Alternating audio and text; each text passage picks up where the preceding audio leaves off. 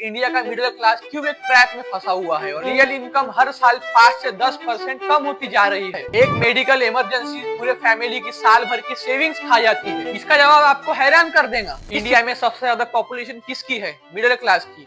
India में सबसे ज्यादा मेहनत कौन करता है? Middle class. और सबसे ज्यादा स्ट्रगल भी कौन करता है? फिर से मिडिल क्लास। सुबह 7 बजे से लेकर रात के 11 बजे तक भाग दौड़, ईएमआई की टेंशन, सेविंग्स का डर और फ्यूचर का डर, यही है आज की इंडियन मिडिल क्लास की लाइफ। लेकिन दुख की बात यह है कि ना गवर्नमेंट पॉलिसीज में इनका नाम आता है और ना ही बजट में इनकी बात होती है।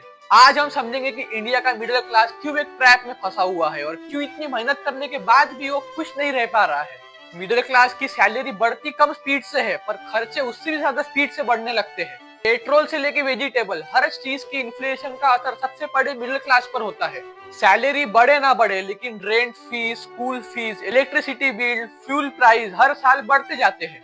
और रिजल्ट, रियल इनकम हर साल 5 से 10% कम होती जा रही है। गवर्नमेंट हमेशा कहती है कि सिर्फ 1% इंडियंस ही इनकम टैक्स देते हैं, लेकिन ये सबसे बड़ा झूठ है। असली सच ये है कि इंडिया की 140 करोड़ आबादी में से 90% लोग इनकम टैक्स इनडायरेक्टली दे रहे हैं। यानी GST tax, house hold tax, petrol diesel tax, mobile recharge tax, everything. Middle class अपनी सैलरी का बड़ा हिस्सा बिना जाने इनडायरेक्ट टैक्सेस में दे देता है। चाहे मंथली इनकम 2 लाख हो या 20,000, जीएसटी सबको इक्वल देना पड़ता है। ये जो हम रोज सामान पे जीएसटी देते हैं, इसका असर रिच पीपल को कम और मिडिल क्लास को ज्यादा पड़ता है। इसलिए आज इंडिया का मिडिल क्लास सबसे ज्यादा प्रेशर फील करता है। और अगर हम गवर्नमेंट फैसिलिटीज की बात करें तो आप गवर्नमेंट हॉस्पिटल्स की हालात जानते ही है।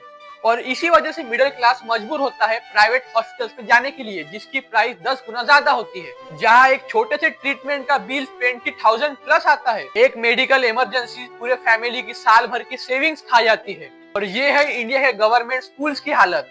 टीचर्स की कमी, क्वालिटी ऑफ एजुकेशन की कमी और पुअर इंफ्रास्ट्रक्चर। और जब मिडिल क्लास के पास में कोई ऑप्शन नहीं बचता तो उन्हें अपने बच्चों को प्राइवेट स्कूल में भेजना पड़ता है। एक एवरेज मिडिल क्लास फैमिली अपने सैलरी का 30 से 25% बच्चों की पढ़ाई में लगा देते हैं। और ये सब चीजों के बाद जब मिडिल क्लास लोन लेता है तो उसकी पूरी जिंदगी लोन भरने में निकल जाती है। हाउस लोन, कार लोन और पर्सनल लोन। सैलरी आती है, आधी ईएमआई में चली जाती है और आधी टैक्सेस में।